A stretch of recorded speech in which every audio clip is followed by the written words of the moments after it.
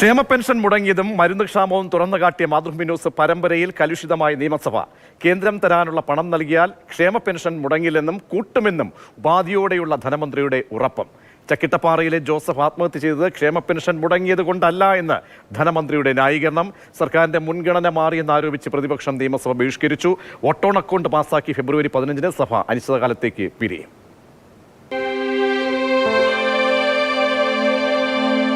ഒരു സഹായം ആരിൽ നിന്നും ഞങ്ങൾക്കില്ല. വളരെ ബുദ്ധിമുട്ട് ഞങ്ങൾ ജീവിക്കുന്നത്. മാതൃഭൂമി ന്യൂസ് തുറന്നുകാട്ടിയ രണ്ട് ഗൗരവ വിഷയങ്ങളിൽ നിയമസഭയിൽ സർക്കാരിന് ഉത്തരം പറയേണ്ടി വന്നു. ക്ഷേമ പെൻഷൻ ലഭിക്കാത്തവരുടെ ദുരിത ജീവിതം, സർക്കാർ ആശുപത്രിയിൽ മരുന്ന് കിട്ടാത്ത പാവങ്ങളുടെ അവസ്ഥ എന്നിവയായിരുന്നു അത്. മൊത്തം 7 ഐറ്റം ഉണ്ട്. 7 8 ഐറ്റം ഉണ്ട്. ഒന്നും കിട്ടിയില്ല, ഒരു ഗുളിയില്ലെന്ന്. ആത്മഹത്യ ചെയ്ത ജോസഫിന്റെ വിഷയത്തിലൂടെ അടിയന്തര പ്രമേയമായിട്ടാണ് ക്ഷേമ പെൻഷൻ മുടങ്ങിയത് പ്രതിപക്ഷം ഉന്നയിച്ചത്. ആത്മഹത്യയ്ക്ക് ഉത്തരവാദി സർക്കാരെന്ന് പ്രതിപക്ഷം ആരോപിച്ചു. മുഖ്യമന്ത്രിയുടെ സംഗീതം ഒഴുകുന്ന തൊഴുത്തില് 40 ലക്ഷത്തിന് പണിഞ്ഞിട്ട് അതിന്റെ മുമ്പിലെ ചാണകക്കുഴിക്ക് 3,72,000 ഈ നാട്ടിലെ പാവപ്പെട്ടവന് അവന്റെ സാമൂഹ്യ പെൻഷൻ കൊടുക്കാൻ തയ്യാറാകുന്നില്ല സാർ. ക്ഷേമ പെൻഷൻ കിട്ടാത്തതുകൊണ്ടല്ല ജോസഫ് ആത്മഹത്യ ചെയ്തതെന്ന ധനമന്ത്രിയുടെ മറുപടി. ജോസഫിന് സർക്കാരിൽ നിന്ന് ആനുകൂല്യങ്ങൾ ലഭിച്ചിരുന്നു. പോലീസിന്റെ റിപ്പോർട്ടിൽ പറയുന്നത് ഞാൻ ആത്മഹത്യ ചെയ്ത സ്ഥലത്തിന് സമീപത്തു നിന്നും ലഭിച്ച ഗുളിക ഇടുന്ന കവറിന് പുറത്ത് എഴുതിയിരുന്ന കുറിപ്പിന്റെ ആധികാരികത സംബന്ധിച്ച് അന്വേഷണം പ്രത്യേകം നടന്നു വരുന്നുണ്ടെന്ന്. പെൻഷൻ മുടങ്ങാതിരിക്കാനും കൂട്ടാനും മനസ്സുണ്ടെങ്കിൽ കേന്ദ്രം കുടിശ്ശിക തരണം. ദൂരത്തിനും പണമുള്ള സർക്കാർ പെൻഷൻ കൊടുത്തേ മതിയാകുമെന്ന് പ്രതിപക്ഷ നേതാവ്. നിങ്ങളുടെ പ്രയോറിറ്റി ഈ സോഷ്യൽ സെക്യൂരിറ്റി പെൻഷൻ കൊടുക്കണമെന്നാണോ? അല്ലേ ഈ മഴക്കാലത്ത് തുലാവർഷക്കാലത്ത് തിരുവനന്തപുരത്ത് എത്ര കോടി രൂപ മുടക്കി പരിപാടി നടത്തുന്നതാണോ നിങ്ങളുടെ പ്രയോറിറ്റി? പിന്നാലെ സ്പീക്കറുടെ ഡയസിന് മുന്നിൽ പ്രതിഷേധം തുടങ്ങി. മരുന്നുക്ഷാമം ചോദ്യോത്തരവേളയിൽ പ്രതിപക്ഷം ഉന്നയിച്ചപ്പോൾ അടിസ്ഥാനരഹിതമെന്ന് ആരോപിച്ചെങ്കിലും ആരോഗ്യമന്ത്രിയുടെ മറുപടി വസ്തുതയെന്ന് സമ്മതിക്കുന്നതാണ്. എസൻഷ്യൽ ഡ്രഗ് ലിസ്റ്റിൽ ആവശ്യപ്പെട്ട ഇന്റന്റ് പ്രകാരം ആവശ്യപ്പെട്ട മരുന്ന് 100% ഒരു ആശുപത്രി ഉപയോഗിച്ചു കഴിഞ്ഞാൽ എന്ത് ചെയ്യും? 25% കൂടി അധികം നൽകും. അതിനുശേഷം KMCL കൊടുക്കാൻ കഴിയില്ല സാർ. മാനദണ്ഡ പ്രകാരം അതിന് കഴിയുകയില്ല. ക്ഷേമ പെൻഷൻ മുടങ്ങിയത് ചർച്ച ചെയ്യാത്തതിൽ അരമണിക്കൂറോളം മുദ്രാവാക്യം വിളിച്ച് പ്രതിഷേധിച്ച പ്രതിപക്ഷം സഭ ബഹിഷ്കരിച്ചു.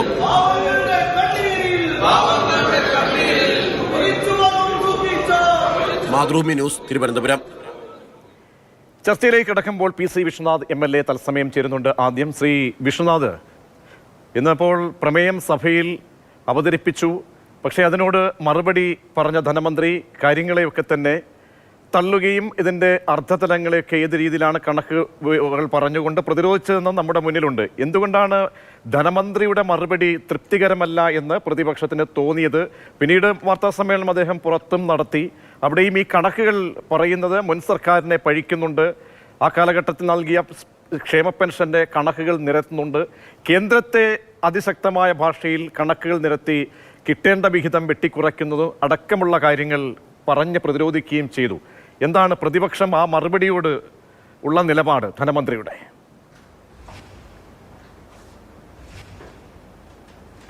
അല്ല, നമ്മുടെ ഒന്നാമത്തെ ആവശ്യം തന്നെ ആ ആവശ്യത്തോടുള്ള നിഷേധാത്മക സമീപനമാണ് സർക്കാർ സ്വീകരിച്ചത്. എന്തായിരുന്നു ഒന്നാമത്തെ ആവശ്യം?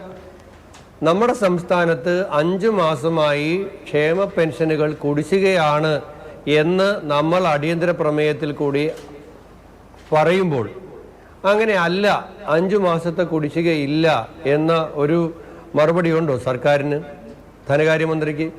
ആ 5 മാസത്തെ കുടിശ്ശിക ഉണ്ട് എന്നത് വസ്തുതയാണ്. ഈ കഴിഞ്ഞ ഏപ്രിൽ മാസത്തിൽ ബഡ്ജറ്റ് അവതരിപ്പിച്ച നമ്മുടെ ധനകാര്യമന്ത്രി പെട്രോളിൻ്റെയും ഡീസലിൻ്റെയും പുറത്ത് 2 രൂപ സെസ് ഏർപ്പെടുത്തിയത് സാമൂഹ്യ പെൻഷൻ മുടങ്ങാതെ കൊടുക്കാൻ വേണ്ടിയാണ് എന്ന് പറഞ്ഞ് ജനങ്ങളിൽ നിന്ന് പിടിച്ചു പറിയാണല്ലോ ഈ 2 രൂപ.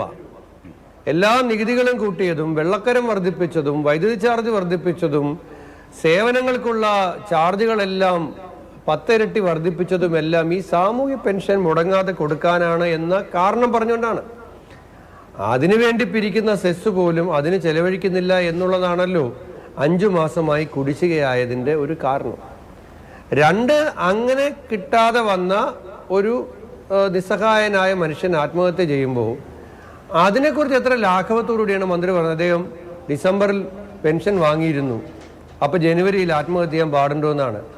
അദ്ദേഹത്തിന് 5 മാസത്തെ പെൻഷൻ കുടിശ്ശികയാകുമ്പോൾ 1 മാസത്തെ പെൻഷൻ കിട്ടിയാൽ സ്ട്രോക്ക് വന്ന് പൂർണ്ണമായും പിന്നെ ഭിന്നശേഷി അവസ്ഥയിൽ ജീവിക്കുന്ന ഒരാൾ, 47 വയസ്സുള്ള മകളുടെ പരിപാലനത്തിന് പ്രയാസം അനുഭവിക്കുന്ന ഒരാൾ, വീട്ടിൽ നിന്നും കവലയിൽ ഒരു മരുന്ന് വാങ്ങാൻ പോകണമെങ്കിൽ 160 രൂപ അങ്ങോട്ടും ഇങ്ങോട്ടും ഓട്ടോറിക്ഷ ചാർജ് കൊടുക്കേണ്ട അവസ്ഥയിൽ കഴിയുന്ന ഒരാൾ.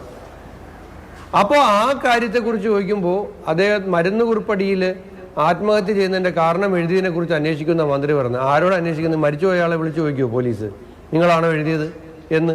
അപ്പോൾ ഇത്തരത്തിൽ ഒരു ലാഘവത്തോടു കൂടിയുള്ള സമീപനം. 2, 3 കള്ളം ഇന്നും പറഞ്ഞു.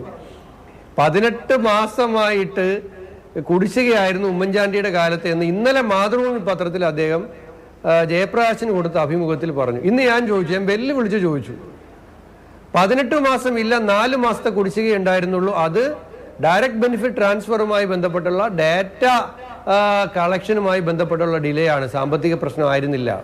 എന്നാൽ നിങ്ങൾ പറയുന്ന 18 മാസം കുടിശ്ശികയായിരുന്നു എന്നതിനെ തെളിയിക്കുന്ന രേഖ നിങ്ങൾ മേശപ്പുറത്ത് വെക്കുമെന്ന് ധനകാര്യമന്ത്രിയോട് പറഞ്ഞിട്ട് അത് കേട്ട പാവം നടിച്ചില്ലല്ലോ.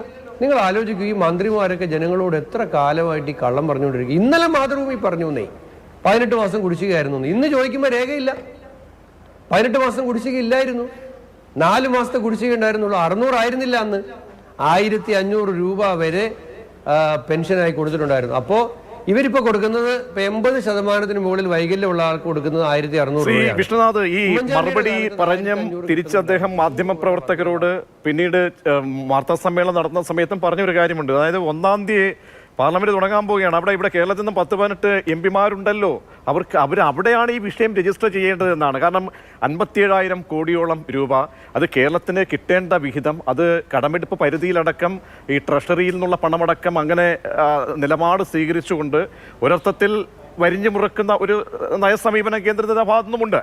പക്ഷേ ഇവിടെ നമുക്ക് അറിയേണ്ടതൊരു നമുക്കൊരു ബി പ്ലാൻ വേണ്ടേ എന്നുള്ളതാണ്. കാരണം എത്ര നാൾ ഇങ്ങനെ പതിവ് പല്ലവി ഉയർത്തി നമുക്ക് എത്ര നാൾ ഇനി മുന്നോട്ട് പോകാൻ കഴിയും? ഏതെങ്കിലും തരത്തിലൊരു ഉറപ്പ്. കാരണം ഇത്രയും പാവപ്പെട്ടവർ, കാരണം ഓരോ ദിവസവും മാതൃഭൂമി ന്യൂസ് ക്യാമ്പയിൻ നടത്തി വിഷയങ്ങൾ രജിസ്റ്റർ ചെയ്തപ്പോൾ ഒരുപാട് കഥനകഥകൾ, കണ്ണീർ കഥകൾ അനുഭവിച്ചവരെ നേരിട്ട് മനസ്സിലാക്കിയിട്ടുണ്ട്. അപ്പോൾ എത്ര നാൾ ഇനി ഇങ്ങനെ പതിവ് പല്ലവി പറഞ്ഞ് മുന്നോട്ട് പോകാൻ കഴിയും ശ്രീ വിഷ്ണുനാഥ്?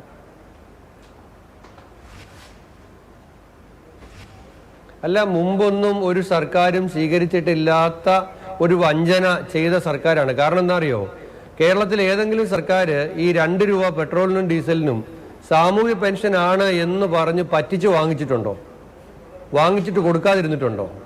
കേന്ദ്രത്തിനെതിരെ സമരം ചെയ്യുന്നതിനിപ്പോൾ ഞങ്ങൾ കേന്ദ്രത്തിനെതിരെ BJP-ക്കെതിരെ സമരം ചെയ്യാത്ത പാർട്ടിയാണോ? ഇവരിപ്പോൾ സമരം പോലും ഇല്ലല്ലോ. കേന്ദ്രത്തിനെതിരെ സമരം എന്ന് പറഞ്ഞ് ഞങ്ങളെ പോലും ക്ഷണിച്ചവർ സംവാദം, സമ്മേളനം, സമഭാവന എന്നൊക്കെ പറഞ്ഞ് നടക്കുകയല്ലേ. അല്ലാതെ സമരം ചെയ്യാനുള്ള ധൈര്യം പോലും ഇല്ലല്ലോ. അവിടെ പാർലമെന്റിനകത്തും പുറത്തുമൊക്കെ കോൺഗ്രസ് BJP-ക്കെതിരെ സമരം ചെയ്യുന്നുണ്ട്. സംസ്ഥാനത്തിന്റെ ആവശ്യങ്ങൾ നേടിയെടുക്കുന്നതിന് വേണ്ടിയിട്ടുള്ള ഏത് കാര്യത്തിനും നമ്മൾ ഒപ്പം നിൽക്കും. പക്ഷേ ഇവിടെ അതല്ലല്ലോ പ്രശ്നം. ഇവിടെ ഇവരീ പറയുന്ന 57,000 കോടി ഇല്ല, 5,000 കോടിയേ ഉള്ളൂ എന്ന് നിർമ്മലാ സീതാരാമൻ തിരുവനന്തപുരത്ത് നിന്ന് പ്രസംഗിച്ചിട്ട് ബാലഗോപാൽ മറുപടി പറയുന്നില്ലല്ലോ. 57,000 കോടിയാണോ 5,000 കോടിയാണോ എന്നുള്ളൊരു ഒരു ക്ലാരിറ്റി വരുത്തണ്ടേ? നിർമ്മലാ സീതാരാമൻ തിരുവനന്തപുരത്ത് ഒന്ന് പ്രസംഗിച്ചു, 57,000 കോടി ഇല്ല, 5,000 കോടി കൊടുക്കാനുണ്ട്. ധനകാര്യമന്ത്രി പറയണ്ടേ 57,000 കോടിയാണോ? റവന്യൂ ഡെഫിസിറ്റ് ഗ്രാന്റ് ഞാൻ മനസ്സിലാക്കിയത് ഇന്ത്യയിൽ ഏറ്റവും കൂടുതൽ കിട്ടിയ ഒരു സംസ്ഥാനം കേരളമാണ്. ഏതാണ്ട് 50,000 കോടിക്ക് അടുത്ത് കിട്ടി. 8-9 സംസ്ഥാനത്തിന് കിട്ടിയിട്ടേ ഇല്ല. 2-ാം സ്ഥാനത്ത് വെസ്റ്റ് ബംഗാളാണ് 48,000 കോടി. അപ്പോൾ ഈ കണക്കുകൾ നമ്മുടെ മുമ്പിലുണ്ട്. ഇതൊക്കെ കിട്ടിയിട്ട് ഇവരെന്താ ചെയ്യുന്നത്? ഞാനൊന്ന് ചോദിച്ചല്ലോ, ഒരു മരിച്ച ആളെ, ആത്മഹത്യ ചെയ്ത ആൾക്ക്, അയാൾക്ക് 71 ദിവസത്തെ തൊഴിലുറപ്പ് കൂലി 24,000 രൂപയാണ് ഒരു വർഷത്തേക്ക് കിട്ടുന്നത്. മുഖ്യമന്ത്രിയുടെ വീട്ടിലെ ചാണകക്കുഴിക്ക് ചെലവായതിന്റെ 15-1 സാറേ? അത് ഈ നാട്ടിലെ ഒരു പൗരന്റെ ഒരു അവകാശമില്ലേ? എന്റെ മുഖ്യമന്ത്രിയുടെ വീട്ടിന്റെ മുമ്പിലെ ചാണകക്കുഴിക്കുള്ളതിന്റെ 15-1 നിങ്ങൾ തന്നിട്ട് ആത്മഹത്യ ഇയാളെ ആക്ഷേപിക്കുകയല്ലേ ഈ ഗവൺമെന്റ്? എന്നിട്ട് പച്ചക്കള്ളം പറയല്ലേ? 18 ശ്രീ റെജി ലൂക്കോസ്, അതായത് സർക്കാർ കബളിപ്പിക്കുകയാണോ, ഒളിച്ചു കളിക്കുകയാണോ? സഭയിൽ പോലും പ്രമേയ അവതാരകൻ ഇവിടുത്തെ ധനസ്ഥിതി സംബന്ധിച്ച്, ഇവിടുത്തെ അവശരായ ആളുകൾക്ക് കിട്ടേണ്ട കൈത്താങ് സംബന്ധിച്ച് കാര്യങ്ങൾ പറയുമ്പോൾ അതിനോട് മുഖം തിരിക്കുന്നു. മറുപടി കൊടുക്കുന്നത് പോലും അത് സ്ഥാനത്തേക്ക് എത്തുന്നില്ല, ബോധ്യപ്പെടുത്താൻ കഴിയാതെ പോവുകയാണോ? ഒരു പക്ഷേ നമ്മൾ എത്രയോ അടിയന്തര പ്രമേയങ്ങൾ കഴിഞ്ഞ സഭാ കാലയളവിലൊക്കെ തന്നെ ചർച്ച ചെയ്തിട്ടുണ്ട്. ഇതൊരു ചർച്ച ചെയ്യേണ്ട ഒരു വിഷയം അല്ല എന്ന് തോന്നിയത് എന്തുകൊണ്ടാണ് സർക്കാരിന്?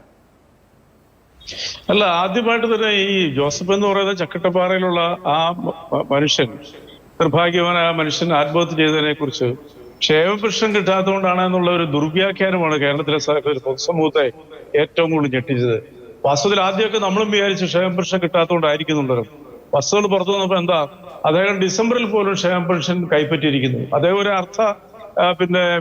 ഭിന്നശേഷിക്കാരനും കൂടിയാണ്.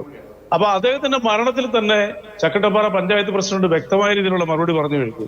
അപ്പോൾ പിന്നെയും ആ മനുഷ്യന്റെ പേരിൽ അദ്ദേഹം ആത്മഹത്യ ചെയ്തതിന്റെ കൃത്യമായ കാരണങ്ങൾ പുറത്തു വരുന്നതിന് മുമ്പ് തന്നെ അത് ക്ഷേമ പെൻഷനുമായിട്ട് കണക്ട് ചെയ്ത് സംസാരിച്ച ഇവിടുത്തെ പ്രതിപക്ഷമാണ് യഥാർത്ഥ കുറ്റവാളികൾ. ഇപ്പൊ ഞാൻ ഏറെ ബഹുമാനിക്കുന്ന പ്രതിപക്ഷത്തെ നമ്മുടെ മുന്നിൽ അദ്ദേഹത്തിന്റെ കത്തും അദ്ദേഹം പഞ്ചായത്ത് സെക്രട്ടറിക്ക് നൽകിയ പരാതിയൊക്കെ നമ്മുടെ ഈ പബ്ലിക് ഡൊമൈനിലുണ്ട്. അപ്പോൾ അദ്ദേഹം അത് രജിസ്റ്റർ ചെയ്തിരുന്നു. അപ്പോൾ അതില്ല എന്നും നമുക്ക് പറയാൻ കഴിയില്ല. അല്ല, ഞാൻ അതിനെ നിഷേധിച്ചില്ലല്ലോ. വസ്തുതകളെ മാത്രമല്ലേ നമ്മൾ വിലയിരുത്തുന്നുള്ളൂ. ഈ ഒറ്റ കാരണം കൊണ്ടാണ് അദ്ദേഹം ആത്മഹത്യ ചെയ്തതെന്നുള്ളവരും സ്ഥാപിക്കാനെടുക്കുന്ന ഈ മോശമായ സമീപനത്തെയാണ് ഞാൻ വിമർശിച്ചത്. അദ്ദേഹം ക്ഷേമ പെൻഷൻ കിട്ടാത്തതുകൊണ്ടാണ് താൻ ആത്മഹത്യയുടെ എന്ന് അദ്ദേഹം പറഞ്ഞുവെങ്കിൽ പോലും വാദത്തിന് അത് ശരിയല്ല എന്നുള്ളൊരു തെളിവുകൾ പുറത്തു വന്നു കഴിഞ്ഞു. അത് നിയമസഭയിൽ ബഹുമാനപ്പെട്ട ധനമന്ത്രി അത് അവതരിപ്പിക്കുകയും ചെയ്തു.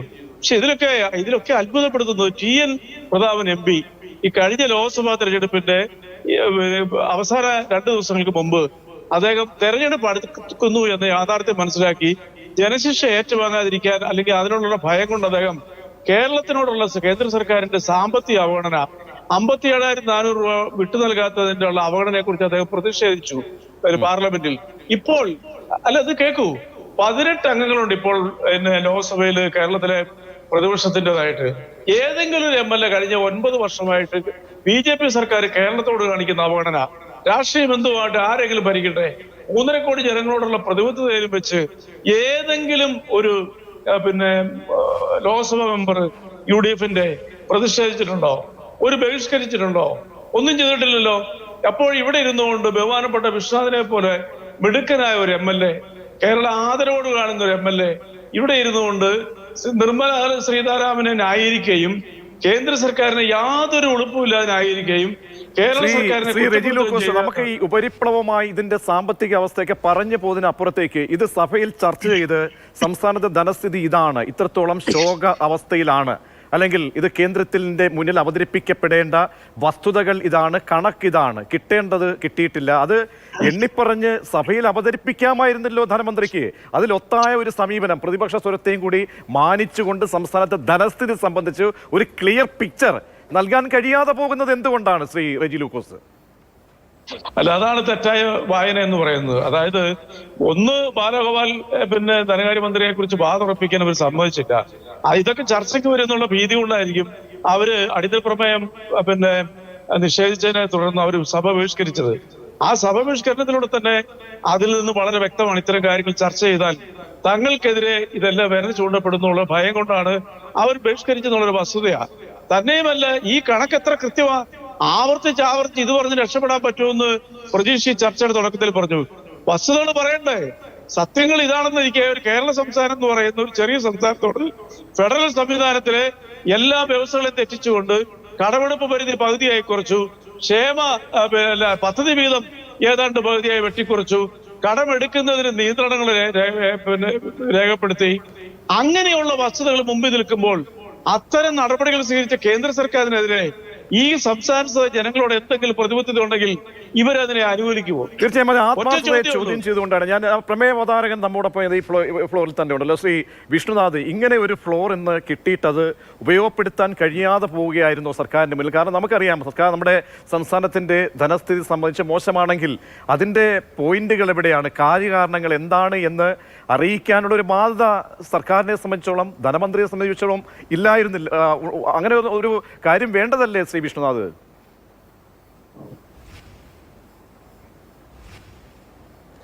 താങ്കൾ ഈ ചർച്ചയുടെ തുടക്കത്തിൽ അതിനെ സംബന്ധിച്ച് സൂചിപ്പിക്കണ്ടേ? കാരണം നമ്മൾ കൊടുത്തത് റൂൾ 50 നോട്ടീസാണ്. റൂൾ 50 നോട്ടീസ് എന്താണ്? ഈ ഗൗരവമായ വിഷയം സഭാ നടപടികൾ നിർത്തിവെച്ച് ചർച്ച ചെയ്യണമെന്നുള്ളതാണ്. ഈ കഴിഞ്ഞ സഭാ സമ്മേളനങ്ങളിലെല്ലാം ഇതുപോലെയുള്ള പ്രതിപക്ഷത്തിൻ്റെ നോട്ടീസ് ഗവൺമെൻറ് ചർച്ച ചെയ്യാൻ തയ്യാറായിട്ടുണ്ട്.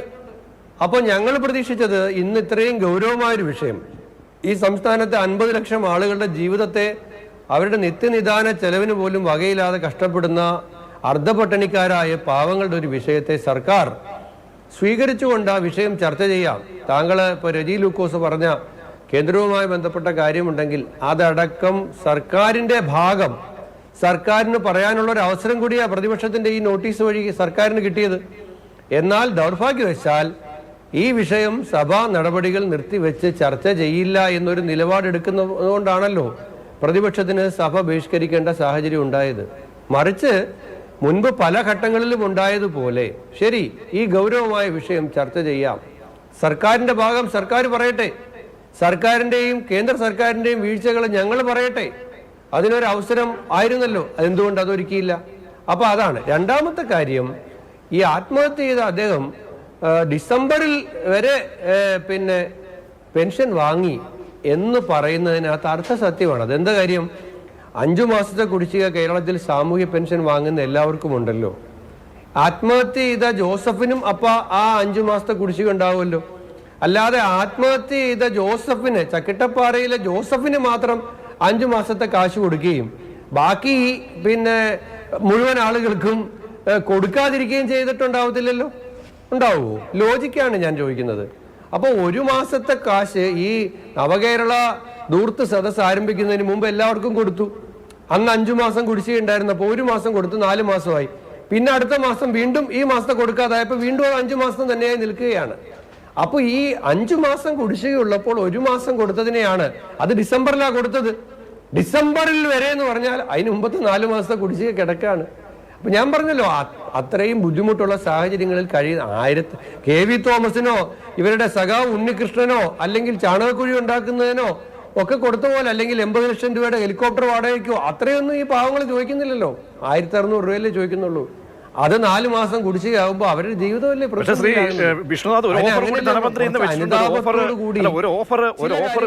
ഒരു ഓഫർ വെച്ചിട്ടുള്ളത്, നിങ്ങൾ നമ്മുടെ UDF മന്ത്രിമാരൊക്കെ അല്ലെങ്കിൽ എംപിമാരൊക്കെ കേന്ദ്രത്തിൽ ശ്രദ്ധ ചെലുത്തി ഈ വിഷയത്തിൽ ഒരു ഓൾട്ടർനേറ്റീവ് നിലപാട് സ്വീകരിച്ചാൽ ക്ഷേമ പെൻഷൻ 2500 എത്തുമെന്നാണ് പറയുന്നത് ധനമന്ത്രി.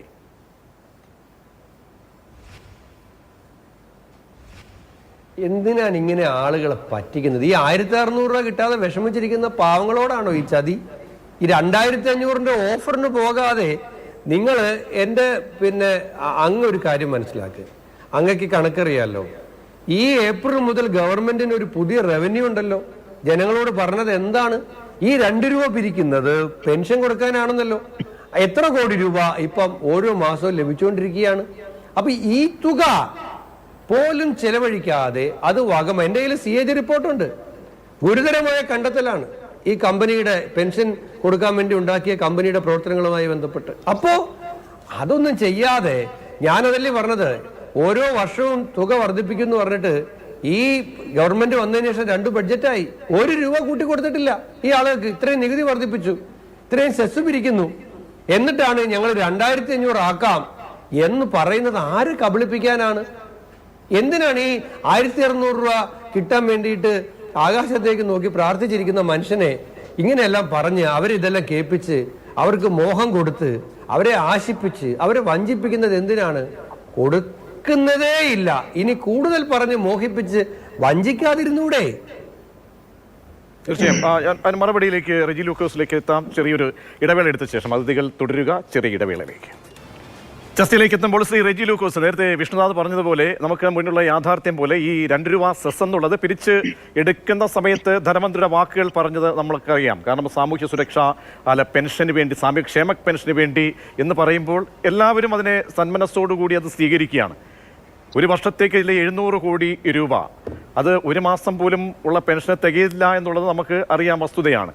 എങ്കിലും ഇതൊക്കെ പിരിച്ചെടുത്ത് ജനങ്ങളെ സമീപിച്ച് ക്ഷേമ പെൻഷൻ അടക്കം വർദ്ധിപ്പിക്കുമെന്ന് പറഞ്ഞ് പ്രകടന പത്രിക ഇറക്കിയ ഒരു സർക്കാർ ശരിക്കും കബളിപ്പിക്കുകയല്ലേ എന്നൊരു ചോദ്യം ചോദിച്ചാൽ എന്തുത്തരം നൽകാനാകും ശ്രീ റെജി ലൂക്കോസ്? ഒരു നുണയെന്ന് മാത്രമേ ഇതിനെക്കുറിച്ച് പറയാനുള്ളൂ. കാരണം ബഹുമാനപ്പെട്ട MLAയുടെ പാർട്ടി ഭരിച്ചുകൊണ്ടിരുന്ന കാലയളവിൽ 2016 വരെ 600 രൂപയായിരുന്നു. അത് അവസാനത്തെ 3 മാസമാണ് ഈ 600 രൂപയായിട്ട് വർദ്ധിച്ചത്. ബാക്കി 400, 500 ആയിരുന്നു. അതുപോലും തീർക്കാതെ കണ്ട് അന്നത്തെ സാധാരണക്കാരായ ജനങ്ങളെ ബുദ്ധിമുട്ടിച്ചൊരു ഗവൺമെന്റ് ആയിരുന്നു UDF സർക്കാർ. ഈ ഗവൺമെന്റ് വന്നതിന് ശേഷം അത് 1600 വർദ്ധിപ്പിച്ചു.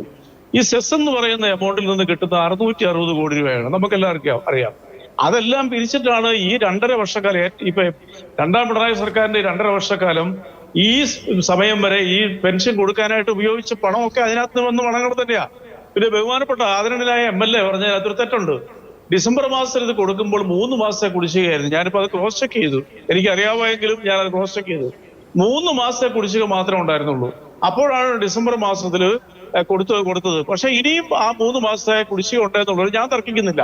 അത് 5 മാസമായിട്ട് പെരുപ്പിച്ച് കാണിക്കുന്ന തെറ്റാണ്. ആ 3 മാസത്തെ കുടിശ്ശിക എന്തുകൊണ്ടാണ് കൊടുക്കാൻ സാധിക്കാത്തതിനെ കുറിച്ച് വ്യക്തമായ ഒരു ചിത്രം നിയമസഭയിൽ ബഹുമാനപ്പെട്ട ധനമന്ത്രി പിന്നെ ചൂണ്ടിക്കാണിച്ചു. അവിടാണ് ഇവരുടെ സഹകരണം ഞങ്ങൾ പ്രതീക്ഷിക്കുന്നത്. പ്രതിപക്ഷം എന്ന് പറയുന്നത് സർക്കാരിനെയോ അല്ലെങ്കിൽ സർക്കാരിന്റെ എല്ലാ പ്രവർത്തനങ്ങളെയും തടയുക എന്ന് മാത്രം ധർമ്മമല്ല, നല്ല കാര്യങ്ങളിൽ സഹകരിക്കുകയും തെറ്റുണ്ടെങ്കിൽ ചൂണ്ടിക്കാണിച്ച് സമരങ്ങൾ വരെ ചെയ്യേണ്ട പ്രസ്ഥാനമാണ് ഈ പ്രതിപക്ഷം എന്ന് പറയുന്നത്. പക്ഷേ തങ്ങളുടെ പാർട്ടിയെ പോലും, രാഷ്ട്രീയപരമായിട്ട് പറയാൻ തങ്ങളുടെ പാർട്ടിയെ പോലും രാജ്യത്ത് ഇല്ലാതാക്കാൻ ശ്രമിക്കുന്ന ഒരു രാഷ്ട്രീയ കക്ഷി ഭരിക്കുന്ന കേന്ദ്ര സർക്കാരിനെ CPM വിരോധം കൊണ്ട് മാത്രം അന്ധമായിട്ട് അവരെ അനുകൂലിക്കുകയും അവർ ചെയ്യുന്ന കേരളത്തോട് കാണിക്കുന്ന കൊടും പാതകത്തിനെ അനുകൂലിച്ച് പിന്തുണയ്ക്കുകയും ചെയ്യുന്നതിലെ വിരോധാഭാസമാണ് ഞങ്ങൾ ചൂണ്ടിക്കാണിക്കുന്നത്. അതേസമയം അവർ വെട്ടിക്കുറച്ച പിന്നെ പദ്ധതി വിഹിതം, അതുപോലെ കടമെടുപ്പിന് ഇപ്പൊ ഒരു ഉദാഹരണം പറയാം. അതായത് ക്ഷേമ പെൻഷൻ കൊടുക്കുന്നതിന് വേണ്ടി കടമെടുത്ത എമൗണ്ട് പോലും കടമെടുപ്പിൽ ഉൾപ്പെടുത്തിക്കൊണ്ട് കേന്ദ്ര സർക്കാർ വിജ്ഞാപനം പുറപ്പെടുവിച്ചു. അപ്പൊ എന്തൊരു ക്രൂരതയാണത്, ഒന്ന് ആലോചിച്ച് നോക്കേ. അപ്പൊ ആ രീതിയിലുള്ള തെറ്റുകളും കേരളത്തിനോട് ഇനിയിപ്പോ അടിയന്തരാവസ്ഥ, സാമ്പത്തിക അടിയന്തരാവസ്ഥ മാത്രമേ പ്രഖ്യാപിക്കാനുള്ളൂ, ബാക്കിയെല്ലാം പ്രഖ്യാപിച്ചു കഴിഞ്ഞു, നടപ്പിലാക്കി കഴിഞ്ഞു. ഇവരെന്തുകൊണ്ടാണ് അതിനെതിരെ ശബ്ദിക്കാത്തത്? ആ പണം തീർച്ചയായും ശ്രീ വിശ്വനാഥ് കേട്ടെങ്കിൽ റെജി ലൂക്കോസിനുള്ള മറുപടി. ഒപ്പം ഇനി നിങ്ങൾ ആദ്യത്തെ ദിവസം തന്നെ സർക്കാരിന്റെ സമീപനം ഇതാണെങ്കിൽ ഈ വിഷയങ്ങളെ ഏത് രീതിയിലാണ് ഇനി അഡ്രസ് ചെയ്യാൻ പോകുന്നത്?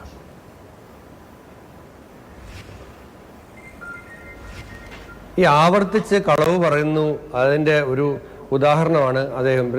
റെജി ലൂക്കോസ് കള്ളം പറഞ്ഞാണെന്ന് ഞാൻ കരുതുന്നില്ല. റെജി ലൂക്കോസ് പോലും ധരിച്ചു വെച്ചിരിക്കുന്ന ഈ CPM പ്രചരണത്തെ, കാരണം ഇന്ന് ഞാൻ നിയമസഭയിൽ ചോദിച്ചിട്ട് ധനകാര്യമന്ത്രിക്ക് മിണ്ടാതിരിക്കുകയായിരുന്നല്ലോ. ഞാൻ രേഖ വെച്ചിട്ടാണ് ചോദിച്ചത്. ധനകാര്യമന്ത്രി KN ബാലഗോപാൽ കേരള നിയമസഭയിൽ കൊടുത്ത മറുപടിയാണിത്. ആറ്റിങ്ങൽ MLA OS അംബികയ്ക്ക് ഉമ്മൻചാണ്ടിയുടെ ഗവൺമെന്റിന്റെ കാലത്ത് പിന്നെ വിഡോ പെൻഷൻ, അത് വിധവ പെൻഷൻ 1/4/2013 700 രൂപ ഉണ്ടായിരുന്നു.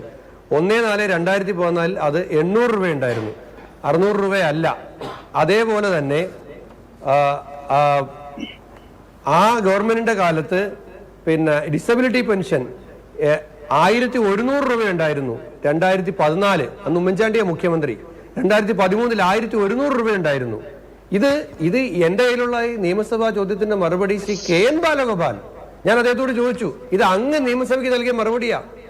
അപ്പൊ അങ്ങ് എന്നിട്ട് പറയുകയാണ്, അങ്ങും ഇപ്പോ അവരൊക്കെ പറഞ്ഞു കേട്ട് വിശ്വസിച്ച് റെജി ലൂക്കോസും പറയുകയാണ് 600 ഉണ്ടായിരുന്നു. അല്ല, 800ഉം 1000ഉം 1100ഉം 1200ഉം കൊടുത്തതിന്റെ നിയമസഭാ മറുപടി KN ബാലഗോപാൽ, ഉമ്മൻചാണ്ടിയുടെ കാലത്ത് കൊടുത്തതിന്റെ മറുപടി KN ബാലഗോപാൽ നിയമസഭയ്ക്ക് നൽകിയതാണ്. എന്ന് മാത്രമല്ല, ഞാന് പാസ്ബുക്ക് ഈ അന്നത്തെ ചിറയൻകീഴിലുള്ള സരസ്വതി എന്ന് പറഞ്ഞ ഒരു വീട്ടമ്മയ്ക്ക് കിട്ടിയതിന്റെ രേഖ എടുത്ത് നിയമസഭയിൽ കാണിച്ചു. നിയമസഭയിൽ അത് ടേബിൾ ചെയ്തു. മറുപടി ഉണ്ടായില്ല അവിടെ. എന്നിട്ടും പറയുകയാണ് 600 ഉണ്ടായിരുന്നുള്ളൂ, 600. ഇത് കിട്ടിയതിന്റെ കാശ് എടുത്ത് അതിന്റെ പാസ്ബുക്കിന്റെ ഡേറ്റും ഡീറ്റെയിൽസും പറഞ്ഞാൽ പോലും ഇത് പറഞ്ഞു നടക്കുക. ഇവര് അതിനകത്തൊരു സാമർഥ്യമുണ്ട്, ഇങ്ങനെ ഒരു കള്ളം പലതവണ പറഞ്ഞ് സത്യമാണെന്ന് ധരിപ്പിക്കുക എന്നതാണ്. അല്ല, ഈ അച്യുതാനന്ദന്റെ കാലത്ത് 250 രൂപ കൂട്ടി 300 ഉണ്ടായിരുന്നുള്ളൂ. ആ 300 ഇന്ന് 1200 വരെ പെൻഷൻ ആക്കിയപ്പോ അത് അപ്പൊ എത്ര രൂപ? 900 രൂപയുടെ പിന്നെ അല്ലെങ്കിൽ പിന്നെ അതെ 700ഉം 2000ഉം 900 രൂപയുടെ വരെ വർധന ഉണ്ടാക്കി ഉമ്മൻചാണ്ടിയുടെ കാലത്ത്. ഇതൊക്കെ തെളിവ് സഹിതം നിയമസഭയിൽ ഇന്ന് ഞാൻ ഈ പ്രമേയ അവതാരകനായ ഞാൻ പറഞ്ഞതാണ്. ഒരു മന്ത്രിയും ഒരു MLAയും ഒരു മുഖ്യമന്ത്രിയും അത് ശരിയല്ല എന്ന് പറഞ്ഞ് എഴുന്നേറ്റില്ല. സ്പീക്കറോട് ഞാൻ പറഞ്ഞ പ്രസംഗം രേഖയിൽ നിന്ന് നീക്കം ചെയ്യണമെന്ന് ആവശ്യപ്പെട്ടില്ല. 307 പ്രകാരം എക്സ്പെൽ ചെയ്യാമല്ലോ. ഞാൻ പറഞ്ഞ തെറ്റാണെങ്കിൽ 307 വെച്ച് എക്സ്പെൽ ചെയ്യാമല്ലോ. ആരും പറഞ്ഞില്ലല്ലോ എക്സ്പെൽ ചെയ്യണമെന്ന്. രേഖ കിടക്കില്ലേ? അത് സത്യമല്ലേ? പകരം മന്ത്രി പറഞ്ഞ കള്ളത്തിനെതിരെ ഞാൻ അവകാശ ലംഘനം കൊടുക്കാൻ പോവാം. ശരി വളരെ നന്ദി ശ്രീ വിഷ്ണുനാഥും ഒപ്പം റെജി ലൂക്കോസും പ്രതികരിച്ചതിന്. സംസ്ഥാനത്തെ ധനസ്ഥിതി പറഞ്ഞുകൊണ്ട് ഭരണപക്ഷം പ്രതിരോധിക്കുമ്പോൾ ഇന്ന് ജനകീയ വിഷയമായ ഈ ക്ഷേമ പെൻഷൻ ആ വിഷയമാണ് ഉന്നയിച്ച് PC വിശ്വനാഥ് പ്രമേയം അവതരിപ്പിച്ചത്. അതിന്മേലുള്ള സർക്കാരിൻ്റെ പ്രതികരണമൊക്കെയാണ് സഭയെ പ്രക്ഷുബ്ധമാക്കിയത്.